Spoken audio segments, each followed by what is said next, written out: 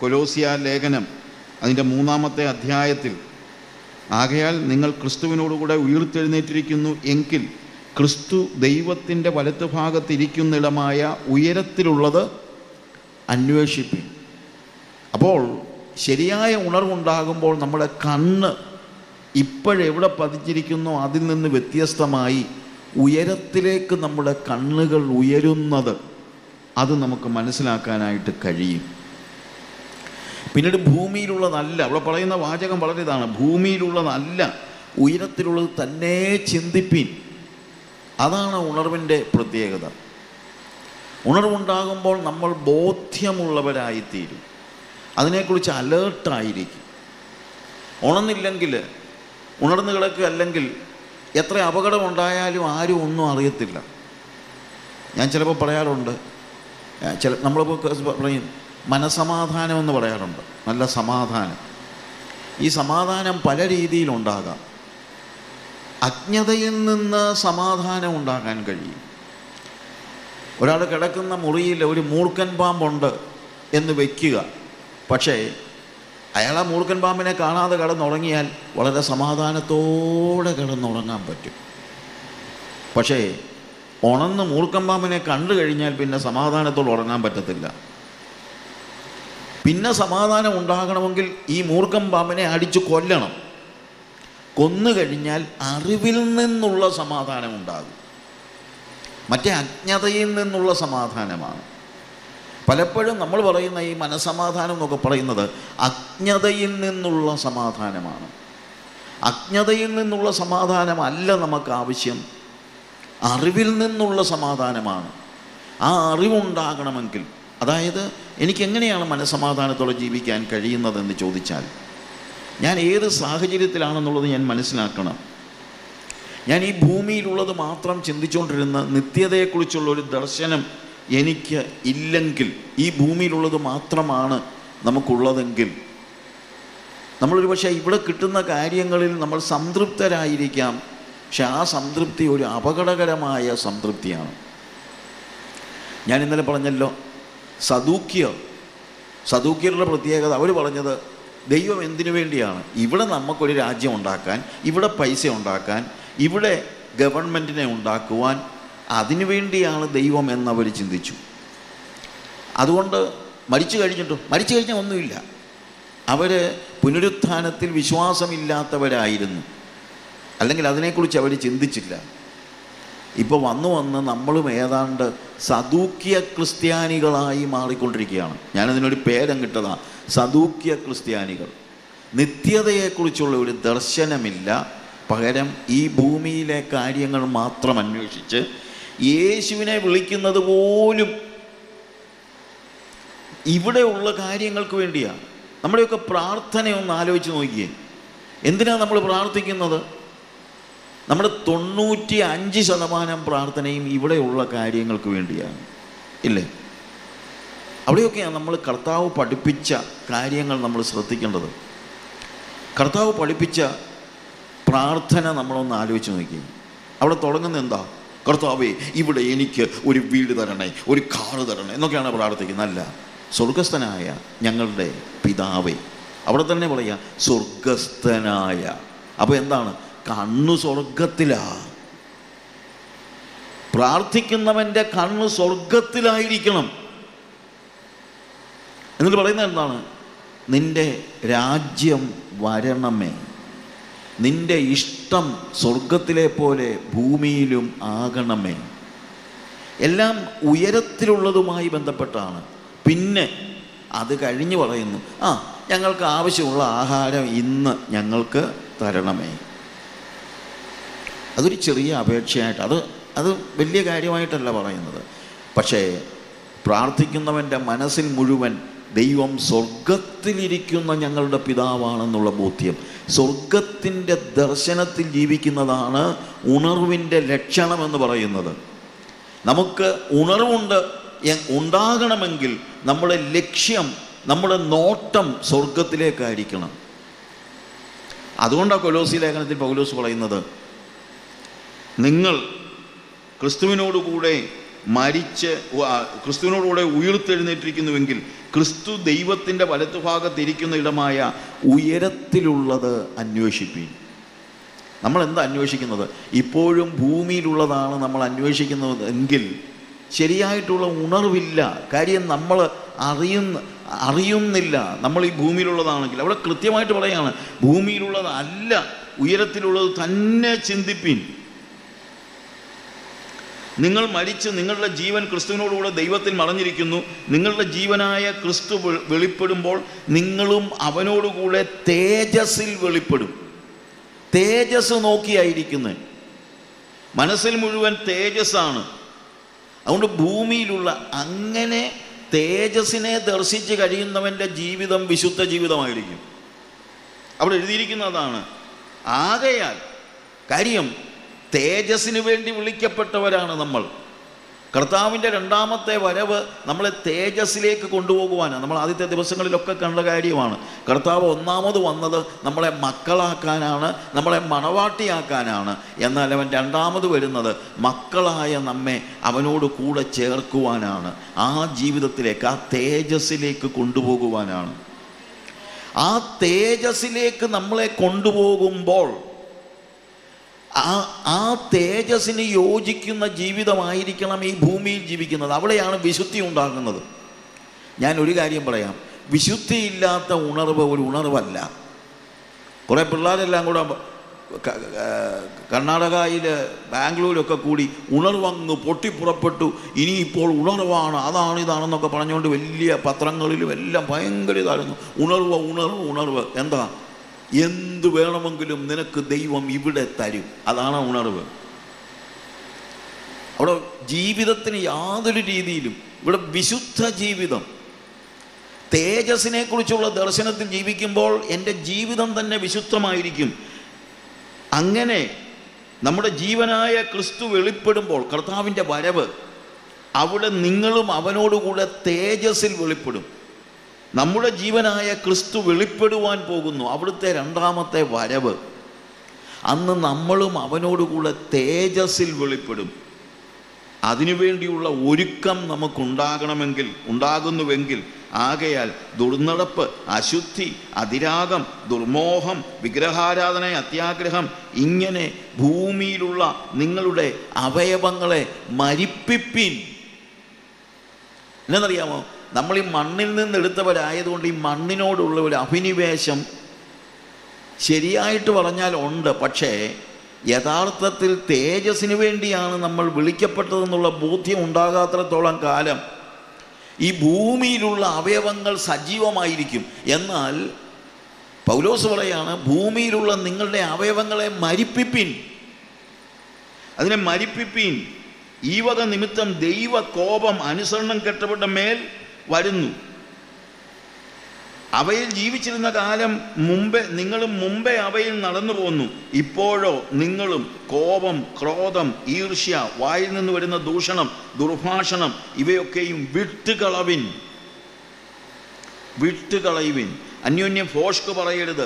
നിങ്ങൾ പഴയ മനുഷ്യനെ അവൻ്റെ പ്രവൃത്തികളോടുകൂടെ ഉരിഞ്ഞു കളഞ്ഞ് തന്നെ സൃഷ്ടിച്ചവൻ്റെ പ്രതിമപ്രകാരം പരിജ്ഞാനത്തിനായി പുതുക്കം പ്രാപിച്ചിരിക്കുന്ന പുതിയ മനുഷ്യനെ ധരിച്ചിരിക്കുന്നുവല്ലോ.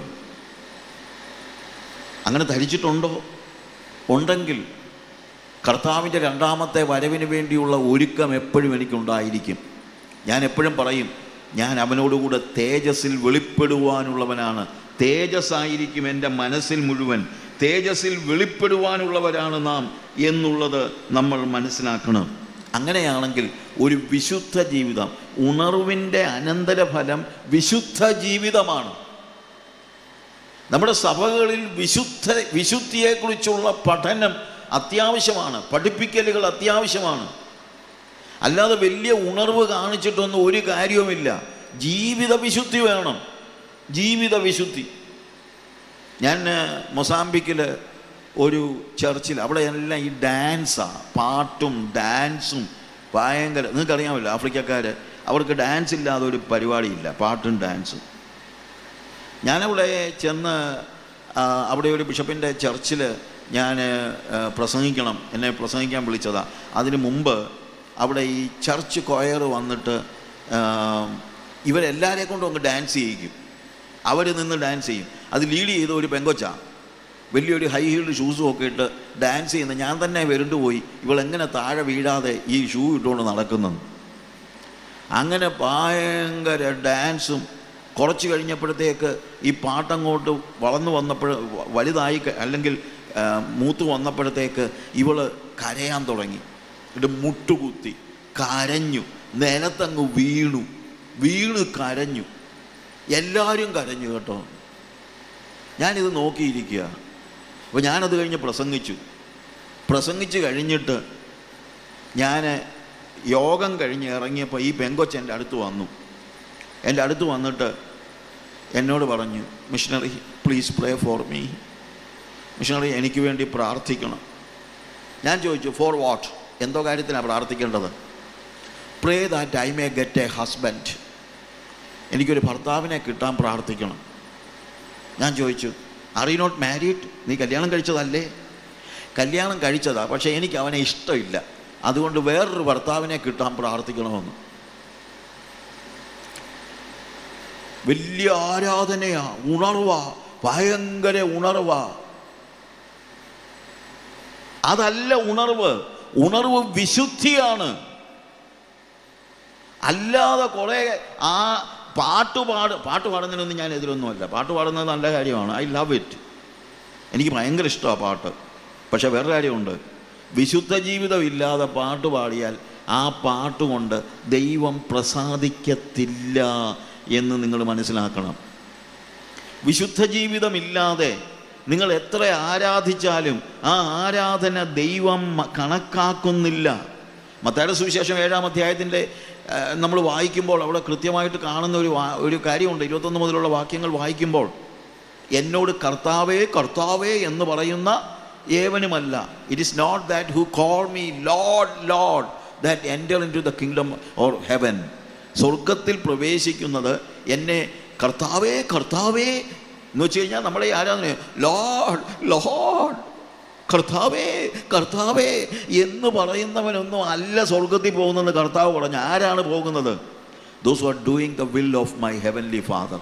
എൻ്റെ പിതാവിൻ്റെ, സ്വർഗസ്ഥ പിതാവിൻ്റെ ഇഷ്ടം ചെയ്യുന്നവനാണ് ദൈവരാജ്യത്തിൽ പ്രവേശിക്കുന്നത്. അതുകൊണ്ട് പ്രിയമുള്ളവരെ, ഉണർവ് നടക്കുന്നത് എപ്പോഴാണ്? കർത്താവിൻ്റെ ഇഷ്ടം ചെയ്യുമ്പോഴാണ്, വിശുദ്ധ ജീവിതം ജീവിക്കുമ്പോഴാണ്. അല്ലാതെ പാട്ട് പാടുമ്പോഴോ, പാട്ട് പാടുന്നതിനൊക്കെ നല്ല കാര്യമാണ്. ഇനി ഒരു കാര്യം പറഞ്ഞാൽ, പ്രസംഗിച്ചത് കൊണ്ടും സ്വർഗത്തിൽ പോകത്തില്ല. ഞാൻ ഇവിടെ നിന്ന് പ്രസംഗിച്ചിട്ട് ദൈവത്തിൻ്റെ ഇഷ്ടം ചെയ്യുന്നതിൽ ഞാൻ പരാജയപ്പെട്ടാൽ ഞാൻ സ്വർഗത്തിൽ പോകത്തില്ല. ഞാൻ സ്വർഗത്തിൽ പോകണമെങ്കിൽ സ്വർഗസ്ഥ പിതാവിൻ്റെ ഇഷ്ടം ചെയ്യണം. അത് ഞാൻ അറിയണം. അതറിയുന്നത് എങ്ങനെയാണ്? അത് തിരുവചനത്തിൽ നിന്നാണ് ഞാനത് അറിയുന്നത്. അതുകൊണ്ടാണ് ഈ തിരുവചനത്തിൻ്റെ പ്രാധാന്യം നമ്മളെപ്പോഴും പറയുന്നത്. ഞാൻ കഴിഞ്ഞ ദിവസം പറഞ്ഞൊരു കാര്യമുണ്ട്. The Bible says what is the will of God and it is the holy spirit that help us to live that holy life. What is the will of God? It is holy life. വിശുദ്ധ ജീവിതമാണ് ദൈവത്തിൻ്റെ ഇഷ്ടം എന്ന് പറയുന്നത്. അത് കൃത്യമായിട്ട് പറഞ്ഞിട്ടുണ്ട്. വിശുദ്ധ ജീവിതമാണ് കർത്താവ് ആഗ്രഹിക്കുന്നതാണ്. അതുകൊണ്ട് നിങ്ങൾ ഭൂമിയിലുള്ളത് നിങ്ങൾ അതിനെ മരിപ്പിപ്പീൻ. നിങ്ങൾ തേജസ്സിന് വേണ്ടിയുള്ളവരാണ് എന്നുള്ളത് നമ്മൾ മനസ്സിലാക്കണം. നമ്മൾ തേജസ്സിന് വേണ്ടിയുള്ളവരാണ്. തേജസ്സിന് വേണ്ടി, അല്ലെങ്കിൽ ആ തേജസ്സിലേക്ക് നമ്മൾ പൊയ്ക്കൊണ്ടിരിക്കുകയാണ്. ഈ ഭൗമികമായ കാര്യങ്ങൾ മാത്രം പ്രസംഗിക്കുന്ന പല ഭാഗങ്ങളും വേദപുസ്തകത്തിലെ വാക്യങ്ങൾ ആളുകൾ ഉപയോഗിക്കുന്നത്, പ്രത്യേകിച്ച് പ്രോസ്പെരിറ്റി പ്രീച്ചേഴ്സ് പ്രസംഗിക്കുന്നത് കോണ്ടെക്സ്റ്റ് കളഞ്ഞേച്ചാണ്. അവർക്ക് തോന്നുന്നത് പോലെ, നമുക്കങ്ങ് ഭയങ്കര എക്സൈറ്റിംഗ് ആയിട്ടൊക്കെ തോന്നുന്ന കാര്യങ്ങളാണ്. ഇപ്പോൾ റോമാലേഖനം 8-ാം അധ്യായത്തിലൊരു വാക്യം ഈ പ്രോസ്പെരിറ്റി പ്രീച്ചേഴ്സ് എല്ലാം പ്രസംഗിക്കുന്ന ഞാനും കേട്ടിട്ടുണ്ട്. അതിൻ്റെ 32-ാമത്തെ വാക്യത്തിൽ, സ്വന്തം പുത്രനെ ആദരിയാതെ എല്ലാവർക്കും വേണ്ടി ഏൽപ്പിച്ചു തന്നവൻ അതോടുകൂടെ അവനോടുകൂടെ സകലവും നൽകാതിരിക്കും. ഒരുത്തൻ ടി വി പ്രസംഗിക്കുന്നത് സകലതും, നിങ്ങളുടെ കൈ ഒന്ന് ഉയർത്തി നോക്കിക്കേ, സകലവും. നിങ്ങൾ എന്താ കാണുന്നത്? കാറ് കാണുന്നോ? കാറ്. വീട് കാണുന്നോ? വീട്. പണം കാണുന്നോ? പണം. സകലവും. ഇത് കേട്ട് നമ്മളും അങ്ങ് ആവേശം പോലും. പക്ഷേ അതിൻ്റെ കോണ്ടെക്സ്റ്റ് എന്താണ്, എന്ത് പറഞ്ഞിട്ട് അവിടെ പറയുന്നത് എന്നുള്ളത് നമ്മൾ ഒന്ന് മനസ്സിലാക്കണം.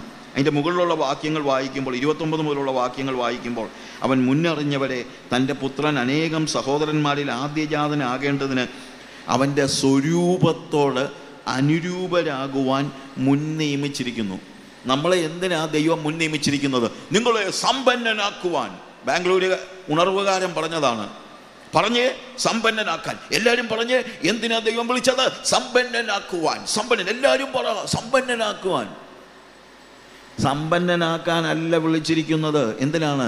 അവൻ്റെ പുത്രൻ്റെ സ്വരൂപത്തോട് അനുരൂപരാകുവാനാണ് വിളിച്ചിരിക്കുന്നത്. അവൻ മുന്നറിഞ്ഞവരെ തൻ്റെ പുത്രൻ അനേക സഹോദരന്മാരിൽ ആദ്യജാതനാകേണ്ടതിന് അവൻ്റെ സ്വരൂപത്തോട് അനുരൂപരാകുവാൻ മുൻ നിയമിച്ചിരിക്കുന്നു. പ്രിയമുള്ളവരെ, ദൈവം എന്നെ വിളിച്ചിരിക്കുന്നത് എന്തിനാണെന്നറിയാമോ?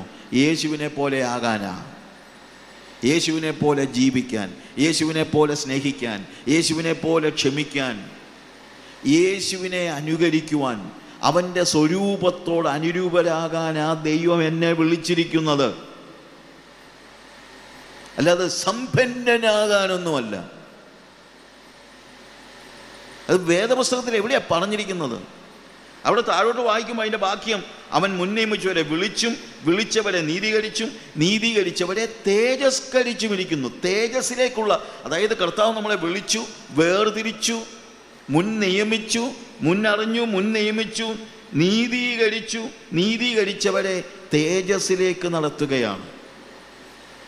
റോമാലേഖനം 5-ാം അധ്യായത്തിൽ വിശ്വാസത്താൽ നീതീകരിക്കപ്പെട്ടിട്ട് ഇപ്പോൾ നമുക്ക് ദൈവത്തോട് സമാധാനമുണ്ട്. വിശ്വാസത്താൽ നീതീകരിക്കപ്പെട്ടു. അതുകൊണ്ട് നമുക്കിപ്പോൾ ദൈവവുമായിട്ട് സമാധാനമുണ്ട്. പക്ഷേ നീതീകരണം 1 മിനിറ്റ് കൊണ്ട് നടക്കുന്നതാണ്. പിന്നെ നമ്മളുടെ അടുത്ത പടി വിശുദ്ധീകരണമാണ്. കർത്താവായ യേശുക്രിസ്തു കാൽവറി ക്രൂശിൽ മരിച്ചപ്പോൾ അവൻ്റെ രക്തത്താൽ നമ്മൾ നീതീകരിക്കപ്പെട്ടു. റോമാലേഖനം 5-ാം അധ്യായത്തിൽ തന്നെ പറയുന്നുണ്ട്, അവൻ്റെ രക്തത്താൽ നീതീകരിക്കപ്പെട്ട ശേഷമോ നാം എത്രയധികമായി അവൻ്റെ കോപത്തിൽ നിന്ന് വിടുവിക്കപ്പെടും. അവൻ്റെ രക്തത്താൽ നീതീകരിക്കപ്പെട്ടു. 1 മിനിറ്റ് കൊണ്ട് നടക്കുന്നതാണ്. അവൻ്റെ രക്തത്തിൽ മുങ്ങി എഴുന്നേറ്റ് വരുന്ന എല്ലാവരും നീതീകരിക്കപ്പെട്ടു. We are justified by faith, we are justified by his blood. എന്നാൽ നീതീകരിക്കപ്പെട്ടവൻ്റെ അടുത്ത പണി എന്ന് പറയുന്നത്, പടി എന്ന് പറയുന്നത് വിശുദ്ധീകരണമാണ്, സാങ്ക്ടിഫിക്കേഷൻ. അത് 1 ദിവസം കൊണ്ട് നടക്കുന്നതല്ല, അത് നിരന്തരമായി നടന്നുകൊണ്ടിരിക്കുന്നതാണ് വിശുദ്ധീകരണം. അതാ ഉണർവ്. ഉണർവിൻ്റെ ലക്ഷണം വിശുദ്ധീകരണമാണ്. ഞാൻ വിശുദ്ധിയിൽ ജീവിക്കുന്നില്ലെങ്കിൽ ഞാൻ ഉണർവില്ലാത്തവനാണ്. അവൻ്റെ വരവിന് വേണ്ടി എന്തിനാണ് അവസാനം നീതി? അവൻ വിശ്വസിച്ചവരെ, അല്ലെങ്കിൽ അവൻ മുന്നറിഞ്ഞവരെ വിളിച്ചും വിളിച്ചവരെ നീതീകരിച്ചും നീതീകരിച്ചവരെ തേജസ്കരിച്ചും ഇരിക്കുന്നു. തേജസ്സിലേക്ക് കൊണ്ടുപോവുകയാണ്. ആ തേജസ്സിലേക്ക്, ആ തേജസ്സിൻ്റെ പാതയിലാണ് നമ്മൾ. നീതീകരണം 1 നിമിഷം കൊണ്ട് നടക്കുന്നതാണ്. ഞാൻ ചിലപ്പോൾ അതിന് ഉദാഹരണമായിട്ട് പറയാറുണ്ട്. ഇപ്പം ഇത്രയും വിശാലമായ ഒരു നീളമുള്ള വലിയൊരു മുറിയാണെന്ന് വെക്കുക. ഈ മുറിയുടെ പുറത്ത് എന്നെ ഒരു കടുവ കൊല്ലാനായിട്ട് ഓടിച്ചു കഴിഞ്ഞ് എന്നെ ഒരാൾ പെട്ടെന്ന് കതക് തുറന്ന് എന്നെ അകത്ത് കയറ്റി കടുവ പുറത്ത് നിൽക്കുക. ഞാൻ രക്ഷിക്കപ്പെട്ടു, അല്ലെങ്കിൽ രക്ഷപ്പെട്ടു. ഞാൻ അകത്ത് വന്നാൽ എനിക്ക് ഐ ആം സേവ്ഡ്, സാൽവേഷനുണ്ട്. പക്ഷെ വേറൊരു കാര്യമുണ്ട്, ആ എൻ്റെ കർത്താവ് ഇരിക്കുന്ന സ്ഥലത്തേക്കുള്ള ഒരു പാതയുണ്ട്. അത് തേജസ്സിൻ്റെ പാതയാണ്. ആ തേജസ്സിലൂടെ, വിശുദ്ധീകരണത്തിലൂടെ നടന്ന് ഞാൻ അവിടുത്തെ സന്നിധിയിൽ തേജസ്സിൻ്റെ മുമ്പിൽ എത്തിച്ചേരുന്ന ഒരവസരമുണ്ട്. നീതീകരിക്കപ്പെട്ടു, വിശുദ്ധീകരിക്കപ്പെട്ടുകൊണ്ടിരിക്കുന്നു. ഒടുവിൽ ഞാൻ തേജസ്കരിക്കപ്പെടും. We are saved by faith. നമ്മൾ രക്ഷിക്കപ്പെട്ടുകൊണ്ടിരിക്കുന്നു. നമ്മൾ രക്ഷിക്കപ്പെടും. പക്ഷെ ആ രക്ഷിക്കപ്പെടുമെന്ന് പറയുന്നത് ഓൾറെഡി നമ്മൾ നീതീകരിക്കപ്പെട്ടു. നമ്മൾ അകത്താണ്, നമ്മൾ പുറത്തല്ല. എന്നാൽ ഒരു വിശുദ്ധീകരണത്തിൻ്റെ പാതയിലേക്കാണ് ഞാൻ കയറിയിരിക്കുന്നത്. ഈ പാതയിൽ, വിശുദ്ധിയിൽ മുന്നോട്ട് പോയി ഏറ്റവും ഒടുവിൽ ഞാൻ ആ തേജസ്സിൽ എത്തിപ്പെടുന്നത്. അതിനാ ഉണർവ്. ഈ വിശുദ്ധീകരണത്തിൻ്റെ പാതയാണ് ഉണർവെന്ന് പറയുന്നത്. ആ വിശുദ്ധീകരണത്തിൽ അവൻ മുൻനിയമിച്ചവരെ വിളിച്ചും വിളിച്ചവരെ നീതീകരിച്ചും നീതീകരിച്ചവരെ തേജസ്കരിച്ചും ഇരിക്കുന്നു. ഇതു സംബന്ധിച്ച് നാം എന്തു പറയണ്ടു? ദൈവം നമുക്ക് അനുകൂലമെങ്കിൽ പ്രതികൂലം ആര്? അതായത് ഒരിക്കൽ അവൻ നീതീകരിച്ചു എങ്കിൽ തേജസ്കരണം വരെ നമ്മളെ കൊണ്ടുപോകാതിരിക്കുമോ? രക്ഷിക്കപ്പെട്ട് കഴിഞ്ഞപ്പോഴത്തേക്ക് അവിടെ കൊണ്ട് ആരെയും നിർത്തത്തില്ല. ഇതാണ് പൗലോസ് പറയുന്നത്. ഞാൻ നീതീകരിക്കപ്പെട്ടു, അവൻ മുൻനിയമിച്ചവരെ വിളിച്ചും വിളിച്ചവരെ നീതീകരിച്ചും നീതീകരിച്ചവരെ ഇത് സംബന്ധിച്ച് നാം എന്തു പറയണ്ടു? ദൈവം നമുക്ക് അനുകൂലമെങ്കിൽ പ്രതികൂലം ആര്? സ്വന്തം പുത്രനെ ആദരിയാതെ നമുക്കെല്ലാവർക്കും വേണ്ടി തന്നവൻ. പുത്രനെ തന്ന് നമ്മളെ അവൻ നീതീകരിച്ചെങ്കിൽ തേജസ് വരെ നമ്മളെ കൊണ്ടുപോകാതിരിക്കുമോ എന്നാണ് പൗലോസ് ഇവിടെ ചോദിക്കുന്നത്. അതാണ് സ്വന്തം പുത്രനെ ആദരിയാതെ നമുക്ക് എല്ലാവർക്കും വേണ്ടി ഏൽപ്പിച്ചു തന്നവൻ അവനോടുകൂടെ സകലവും നമുക്ക് നൽകാതിരിക്കുമോ? അല്ലാതെ നിന്റെ കണ്ണ് കാണുന്നതൊക്കെ നിനക്ക് തരുമെന്നല്ല. ഈ റോമാലേഖനം 8-ാം അധ്യായം നിങ്ങളൊന്ന് വായിച്ചു നോക്ക് പ്രിയമുള്ളവരെ. അവിടെ ഒരിടത്ത് പോലും ഒരു ഭൗമിക കാര്യം പറയുന്നില്ല. അവിടെ പറയുന്നത് മുഴുവൻ തേജസ്സിനെ കുറിച്ചാണ്. താഴെ പറയുന്നു, ദൈവം തെരഞ്ഞെടുത്തവനെ ആർ കുറ്റം വിധിക്കും? നീതീകരിക്കുന്നവൻ ദൈവം, ശിക്ഷ വിധിക്കുന്നവൻ ആര്? ക്രിസ്തുവിൻ്റെ സ്നേഹത്തിൽ നിന്ന് നമ്മളെ വേർപിരിക്കുന്നത് ആര്? നാമോ നമ്മെ സ്നേഹിച്ചവൻ മുഖാന്തരം ഇതിലൊക്കെയും പൂർണ്ണ ജയം പ്രാപിക്കുന്നു. ഇതൊന്നും ഭൗമിക കാര്യങ്ങളെക്കുറിച്ചല്ല. അതുകൊണ്ട് ഇതൊക്കെയും എന്നൊക്കെ പറയുമ്പോൾ അതിൻ്റെ പശ്ചാത്തലം കൂടെ നിങ്ങളൊന്ന് ആലോചിച്ച് നോക്കണം. അതിൻ്റെ ബാക്ക്ഗ്രൗണ്ട് നിങ്ങളൊന്ന് ആലോചിച്ച് നോക്കണം. ആ ബാക്ക്ഗ്രൗണ്ട് വെച്ച് വേണം നമ്മൾ കാര്യങ്ങൾ പറയാനായിട്ട്. ആ ബാക്ക്ഗ്രൗണ്ട് നമ്മൾ അറിയാതിരുന്നാൽ അതുകൊണ്ട് യാതൊരു രീതിയിലുള്ള പ്രയോജനം ഉണ്ടാകത്തില്ലെന്നാണ് നമുക്ക് മനസ്സിലാക്കാൻ പറ്റുന്നത്. പ്രിയമുള്ളവരെ, അത് വളരെ അത്യാവശ്യമായിട്ട് നമ്മൾ ഈ കാര്യത്തെക്കുറിച്ച് മനസ്സിലാക്കേണ്ടത് വളരെ അത്യാവശ്യമായ ഒരു കാര്യമാണ് എന്നുള്ളത് നിങ്ങൾ ഓർക്കുക. ദൈവം നമ്മളെ വിളിച്ചിരിക്കുന്നത് തേജസ്സിലേക്ക് പോകാൻ വേണ്ടിയാണ്. പഴയ നിയമ വിശുദ്ധന്മാരുടെ കാര്യം പറയുമ്പോഴും ഇത് പുതിയ നിയമത്തിൽ മാത്രമല്ല. ചിലപ്പോൾ ആളുകൾക്ക് ഒരു ചിന്തയുണ്ട്, പഴയ നിയമത്തിൽ എല്ലാം ഭൗമികമായ കാര്യങ്ങളാണ്, പുതിയ നിയമത്തിൽ വന്നപ്പോഴാ നിത്യതയെക്കുറിച്ചുള്ള ഒരു ദർശനം ഉണ്ടായെന്നല്ല. പഴയ നിയമത്തിലും ഇതേപോലെ നിത്യതയുടെ ദർശനത്തിൽ, ഉണർവെന്ന് പറഞ്ഞാൽ നിത്യതയാണ്. ശരിയായ രീതിയിൽ ഉണർത്തപ്പെടുന്നവൻ നിത്യതയുടെ ദർശനത്തിൽ തന്നെ ജീവിക്കും. നമുക്ക് ഉണർവുണ്ടാകണമെങ്കിൽ നമ്മുടെ മനസ്സിൽ നിന്ന് ഭൗമിക മോഹങ്ങൾ മാറിയേ പറ്റൂ. പഴയ നിയമത്തിലെ ആൾക്കാരുടെ കാര്യമൊന്നും, അബ്രഹാമിൻ്റെ കാര്യം തന്നെ നമ്മളൊന്ന് ആലോചിച്ച് നോക്കി. എബ്രായ ലേഖനം 11-ാം അധ്യായം വായിക്കുമ്പോൾ അബ്രഹാമിൻ്റെ കാര്യം തന്നെ വായിക്കുന്നത് നമ്മൾ അവിടെ എന്താണ് കാണുന്നതെന്ന് ഒന്ന് ആലോചിച്ച് നോക്കിയേ. എബ്രായ ലേഖനം 11-ാം അധ്യായം അതിൻ്റെ 8 മുതലുള്ള വാക്യങ്ങൾ വായിക്കുമ്പോഴത്തേക്ക് അവിടെ നമ്മൾ കാണുന്നത്, വിശ്വാസത്താൽ അബ്രഹാം തനിക്ക് അവകാശമായി കിട്ടുവാനിരുന്ന ദേശത്തേക്ക് യാത്രയാവാൻ വിളിക്കപ്പെട്ട ആളെ അനുസരിച്ച് എവിടേക്ക് പോകുന്നു എന്നറിയാതെ പുറപ്പെട്ടു. അബ്രഹാമിനോട് ദൈവം പറഞ്ഞു, എന്താ, നീ ഹാരാനിൽ നിന്ന് പോവുക. എങ്ങോട്ടാണ് പോകേണ്ടത്? എവിടേക്ക് പോകുന്നുവെന്ന് അറിയാതെന്നാണ് പറഞ്ഞത്. കനാൻ നാട്ടിലേക്കാണ് പോകുന്നതെന്ന് പോലും അറിയത്തില്ലായിരുന്നു.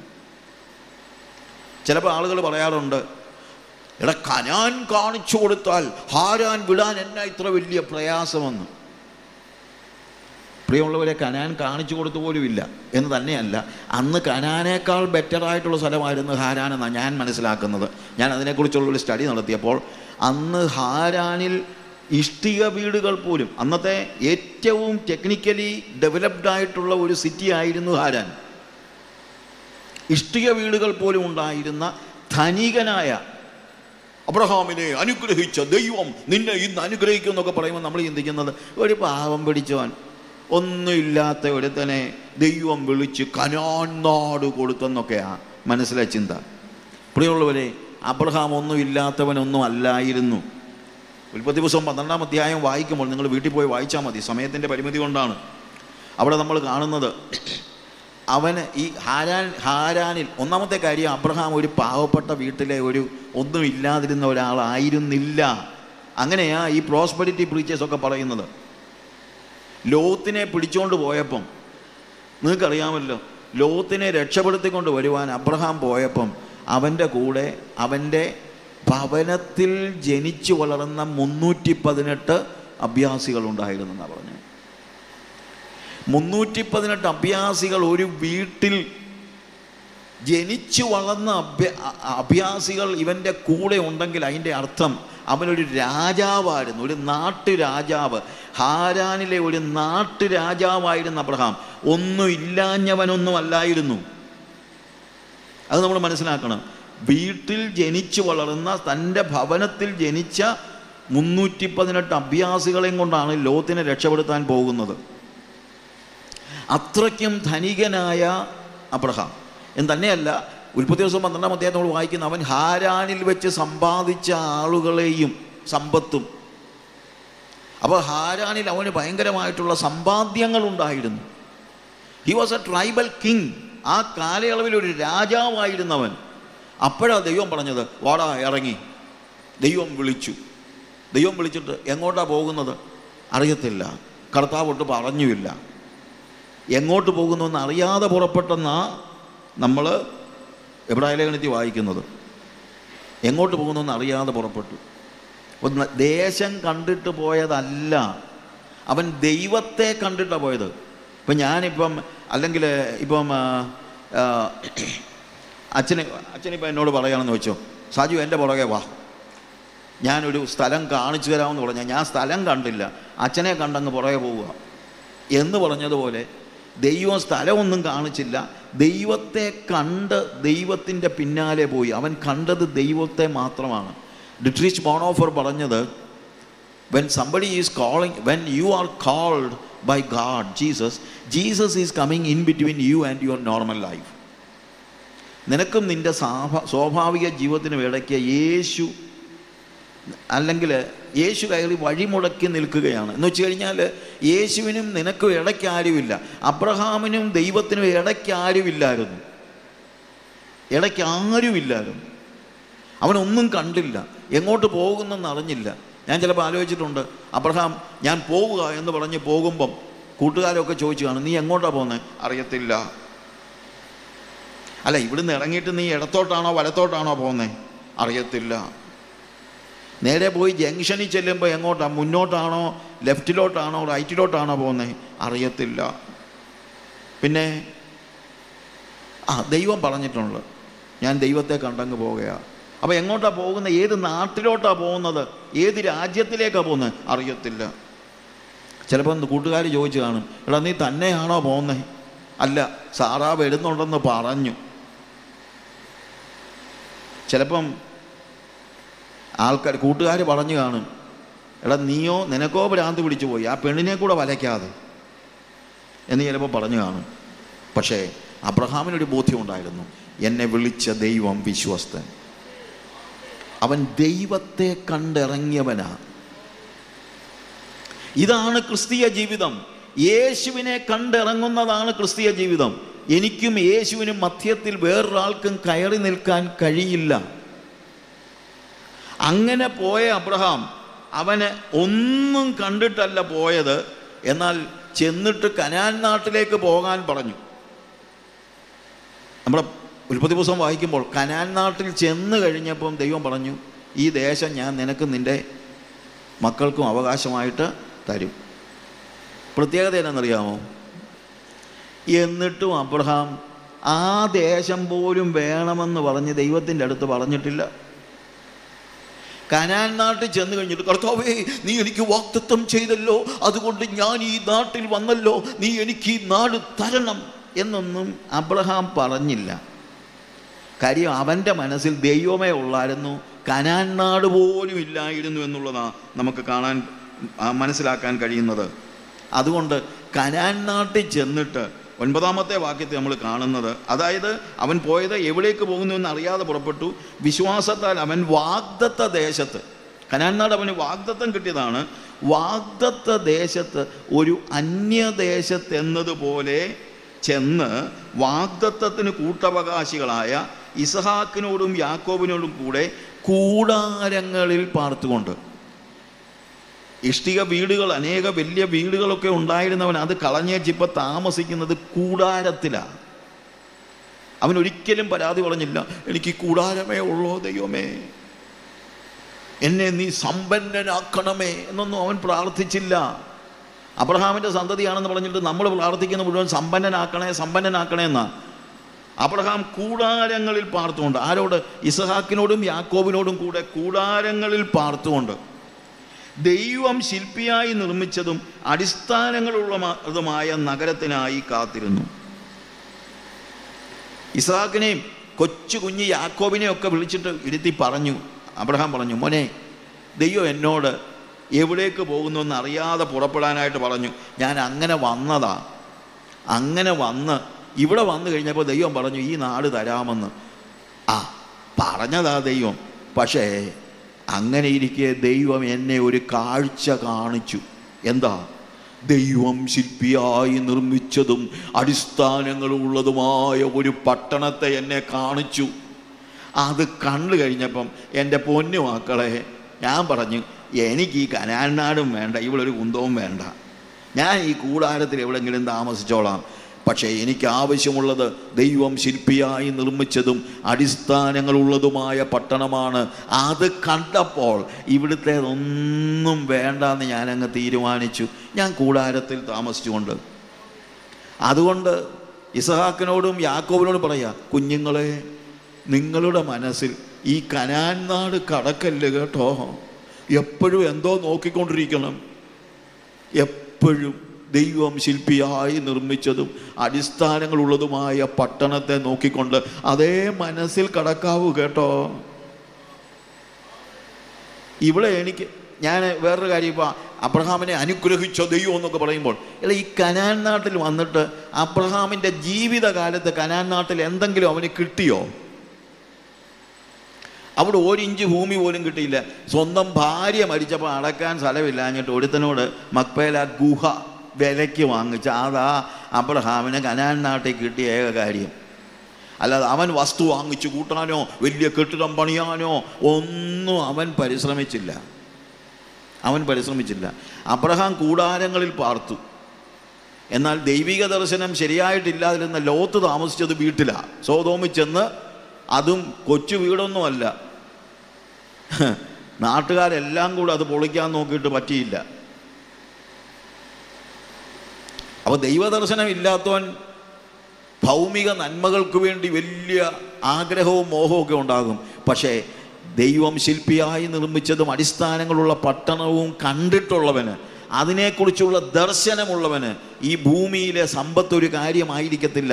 യഥാർത്ഥ ഉണർവെന്ന് പറയുന്നത് ദൈവം ശില്പിയായി നിർമ്മിച്ചതും അടിസ്ഥാനങ്ങളുള്ള പട്ടണത്തിനുമായിട്ടുള്ള ഒരു കാത്തിരിപ്പാണ് എന്നുള്ളത് നമ്മൾ മനസ്സിലാക്കണം. താഴോട്ട് നമ്മൾ വായിക്കുമ്പോൾ അവിടെ 13-ാമത്തെ വാക്യത്തിൽ ഇവർ എല്ലാവരും വാഗ്ദത്ത നിവർത്തി പ്രാപിക്കാതെ, നോക്ക്, കനാൻ നാട് കൊടുക്കാമെന്ന് പറഞ്ഞതാ. പക്ഷേ കനാൻ നാട് അബ്രഹാമിൻ്റെ ജീവിതകാലത്തും കിട്ടിയില്ല, ഇസഹാക്കിൻ്റെ ജീവിതകാലത്തും കിട്ടിയില്ല, യാക്കോബിൻ്റെ ജീവിതകാലത്തും കിട്ടിയില്ല. പക്ഷെ അവരാത്മീയരായിരുന്നത് കൊണ്ട് അവരെന്ത് ചെയ്യുകയാണ്? അവരെല്ലാവരും വാഗ്ദത്ത നിവർത്തി പ്രാപിക്കാതെ ദൂരത്ത് നിന്ന് കണ്ട് അത് അഭിമന്ദിച്ചും ഭൂമിയിൽ തങ്ങൾ അന്യരും പരദേശികളുമെന്ന് ഏറ്റുപറഞ്ഞുകൊണ്ട് വിശ്വാസത്തിൽ മരിച്ചു. അവിശ്വാസത്തിലല്ല മരിച്ചത്, വിശ്വാസത്തിൽ മരിച്ചു. കാര്യം അവർ ഉണർവുള്ളവരായിരുന്നു, അവർ സ്വർഗീയ ദർശനമുള്ളവരായിരുന്നു. അവർ വിട്ടുപോകുന്നതിനെ ഓർത്തിരുന്നുവെങ്കിൽ മടങ്ങിപ്പോവാൻ ഇടയാകുമായിരുന്നുവല്ലോ. 16-ാമത്തെ വാക്യത്തിൽ നമ്മൾ കാണുന്നത്, അവരോ അധികം നല്ലതിനെ, സ്വർഗീയമായതിനെ തന്നെ കാംക്ഷിച്ചിരുന്നു. ആകയാൽ ദൈവം അവരുടെ ദൈവമെന്ന് വിളിക്കപ്പെടുവാൻ ലജ്ജിക്കുന്നില്ല. അവൻ അവർക്കായി ഒരു നഗരം ഒരുക്കിയിരിക്കുന്നുവല്ലോ. അവരോ അധികം നല്ലതിനെ, സ്വർഗീയമായതിനെ തന്നെ കാംക്ഷിച്ചിരുന്നു. അവർ ഈ ഭൂമി ജീവിച്ചപ്പോഴും അവരുടെ കണ്ണു മുഴുവൻ മോളിലായിരുന്നു. അവർ സ്വർഗീയമായതിനെ കാംക്ഷിച്ചിരുന്നു. അവിടെ എഴുതിയിരിക്കുന്നത്, അതുകൊണ്ട് അവിടെ എഴുതിയിരിക്കുകയാണ്, ആകയാൽ ദൈവം അവരുടെ ദൈവം എന്ന് വിളിക്കപ്പെടുവാൻ ലജ്ജിക്കുന്നില്ല. എന്ന് പറഞ്ഞാൽ സ്വർഗീയ ദർശനത്തിൽ ജീവിക്കുന്നവനെ കുറിച്ച് ദൈവം പറയും, എൻ്റെ മോനാ, എൻ്റെ സാജുവാ, എൻ്റെ രാജുവാ, എൻ്റെ സൂസിയ എന്നൊക്കെ അഭിമാനത്തോടെ പറയണമെങ്കിൽ ഭൂമിയിലുള്ളതിൽ നിന്ന് കണ്ണ് പറിച്ച് സ്വർഗത്തിൽ നടണം. ഇവിടെ ഭൂമിയിൽ ഇവിടെ കിട്ടും, കൂടുതൽ ലഭിക്കും, നിനക്ക് എന്നെ സമ്പന്നനാക്കും എന്നൊക്കെ പറഞ്ഞുകൊണ്ട് നടക്കുന്നവനെ അവന് എൻ്റെ പുറകെ വന്നവന് പക്ഷെ ഒരു അഭിമാനം ദൈവത്തിന് കാണത്തില്ല. പക്ഷെ സ്വർഗീയമായതിനെ, അധികം നല്ലതിനെ, സ്വർഗീയമായതിനെ കാംക്ഷിക്കുന്ന വ്യക്തിയെക്കുറിച്ച് ദൈവത്തിനൊരു അഭിമാനം കാണും. ഞാൻ പറയട്ടെ പ്രിയമുള്ളവരെ, ഇന്ന് നമ്മളെക്കുറിച്ച് ദൈവത്തിനൊരു അഭിമാനമുണ്ടാകുന്നുണ്ടോ? ഉണ്ടാകണമെങ്കിൽ ഉയരത്തിലുള്ളത് അതിനെക്കുറിച്ച് ചിന്തിക്കുന്നവനായിരിക്കണം. അധികം നല്ലതിനെ, സ്വർഗീയമായതിനെ തന്നെ കാംക്ഷിക്കുന്ന അവസ്ഥ. നമ്മുടെ കർത്താവ് വരുന്നു. അവൻ വരുന്നത് എന്തിനാണ്? നമ്മളെ തേജസ്സിലേക്ക് എടുത്തുകൊള്ളുവാൻ. അതിനുവേണ്ടി കാത്തിരിക്കുന്നവരാകണം നമ്മൾ. ഈ ലോകക്കാരുടെ ചിന്തകളിൽ നിന്ന് നമ്മളൊരു വലിയ വേർപാട് അത്യാവശ്യമാണ്. ലോകത്തിൻ്റെ ചിന്താഗതിയിൽ നിന്ന് ഒരു വലിയ വേർപാട് ആവശ്യമാണ്. യോഹന്നാന്റെ സുവിശേഷം 15-ാം അധ്യായത്തിൽ കർത്താവ് പറയുന്നതായ ഒരു പ്രധാനപ്പെട്ട കാര്യം, അതിൻ്റെ 18 മുതലുള്ള വാക്യങ്ങൾ വായിക്കുമ്പോൾ, ലോകം നിങ്ങളെ പകയ്ക്കുന്നുവെങ്കിൽ അത് നിങ്ങൾക്ക് മുമ്പേ എന്നെ പകച്ചിരിക്കുന്നുവെന്ന് അറിവിൻ. നിങ്ങൾ ലോകക്കാരായിരുന്നുവെങ്കിൽ ലോകം തനിക്ക് സ്വന്തമായതിനെ സ്നേഹിക്കുമായിരുന്നു. എന്നാൽ നിങ്ങൾ ലോകക്കാരായിരിക്കാതെ ഞാൻ നിങ്ങളെ ലോകത്തിൽ നിന്ന് തിരഞ്ഞെടുത്തതുകൊണ്ട് ലോകം നിങ്ങളെ പകയ്ക്കുന്നു. നമ്മൾ ലോകക്കാരല്ല, ലോകക്കാരാകരുത്. ലോകത്തിൻ്റെ സൗഹൃദം നമുക്ക് ആവശ്യമില്ല. എല്ലാവരെയും സ്നേഹിക്കണം, അത് വേറെ കാര്യം. പക്ഷേ ലൗകികരാകരുത്.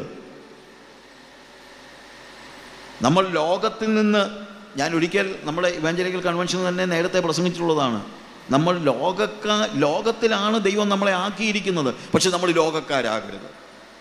V are in the world but we are not of the world. നമ്മൾ ലോകത്തിലാണ് ജീവിക്കുന്നത്, പക്ഷെ നമ്മൾ ലോകക്കാരല്ല. നമ്മുടെ കണ്ണുകളിൽ കത്തി നിൽക്കുന്നത് നിത്യതയായിരിക്കണം. നിത്യതയെക്കുറിച്ചുള്ള വലിയ ദർശനം നമുക്ക് അനിവാര്യമാണ്. ഇന്ന് രാത്രിയിൽ എനിക്ക് പറയാനുള്ള കാര്യം ഇതാണ്: നമ്മുടെ കർത്താവ് വരുന്നു. അതുകൊണ്ട് നിങ്ങൾ ഒരുങ്ങിയിരിപ്പിൻ. മത്തായിയുടെ സുവിശേഷത്തിൽ നമ്മൾ വായിച്ച വേദഭാഗമാണല്ലോ. അതിൻ്റെ 24-ാമത്തെ അധ്യായത്തിൽ നമ്മൾ കഴിഞ്ഞ ദിവസങ്ങളിലൊക്കെ വായിച്ചതാണ്.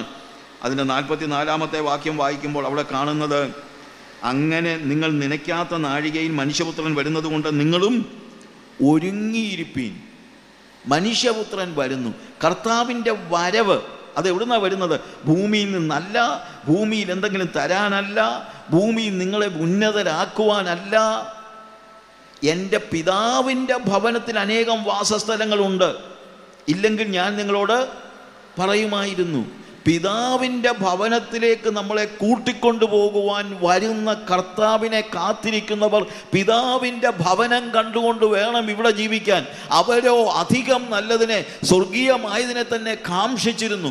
ദൈവം ശില്പിയായി നിർമ്മിച്ചതും അടിസ്ഥാനങ്ങളുള്ളതുമായ പട്ടണത്തിന് വേണ്ടി കാത്തിരുന്നു. ഇന്ന് രാത്രിയിൽ ആ സ്വർഗീയ ഭവനത്തിന് വേണ്ടിയുള്ള ഒരു കാത്തിരിപ്പ് നമുക്കുണ്ടോ? അതാണ് നമ്മുടെ ഉണർവിൻ്റെ അടിസ്ഥാനം.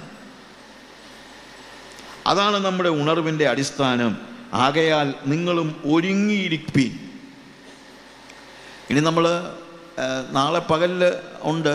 അപ്പോൾ എനിക്ക് ഞാൻ ഉദ്ദേശിക്കുന്ന കാര്യം, നമ്മുടെ ഇന്ന് സമയം കുറച്ച് ദീർഘമായി പോയല്ലോ, അതുകൊണ്ടാണ് ഞാനിവിടെ നിർത്താൻ ഉദ്ദേശിക്കുന്നത്. ഈ ഒരുക്കം ഏതൊക്കെ തലങ്ങളിൽ വേണം? കർത്താവിൻ്റെ വരവിന് വേണ്ടിയുള്ള ഒരുക്കം ഏതൊക്കെ തലങ്ങളിൽ വേണം? ഒന്ന്, വ്യക്തി ജീവിതത്തിൽ കർത്താവിൻ്റെ വരവിന് വേണ്ടി നമ്മൾ ഒരുങ്ങണം. അതാണ് ഞാൻ പറഞ്ഞത്, വിശുദ്ധിയെ തികച്ചു നാം ഒരുങ്ങി നിൽക്കണം. നമ്മുടെ പാട്ടൊക്കെ എത്ര മനോഹരമായ പാട്ടുകൾ ഒത്തിരിയുണ്ട് നമുക്ക്. വിശുദ്ധിയെ തികച്ചു നാം ഒരുങ്ങി നിൽക്കുക. കർത്താവിൻ്റെ വരവ് ഏറ്റവും സമാഗതമായിരിക്കുകയാണ്. വ്യക്തി ജീവിതത്തിൽ നമ്മൾ ഒരുങ്ങണം. കർത്താവിൻ്റെ വരവിനെക്കുറിച്ചുള്ള വ്യക്തമായ ബോധ്യത്തോടുകൂടെ നിത്യതയുടെ ദർശനത്തിൽ നമ്മൾ ജീവിക്കണം. വ്യക്തി ജീവിതത്തിൽ, അതിനോട് ചേർന്ന് ഞാൻ പറയട്ടെ, വ്യക്തി ജീവിതത്തിൽ നമ്മൾ ഒരുങ്ങുന്നത് പോലെ നമ്മുടെ കുടുംബത്തെ ഒരുക്കണം, നമ്മുടെ കുഞ്ഞുങ്ങളെ ഒരുക്കണം.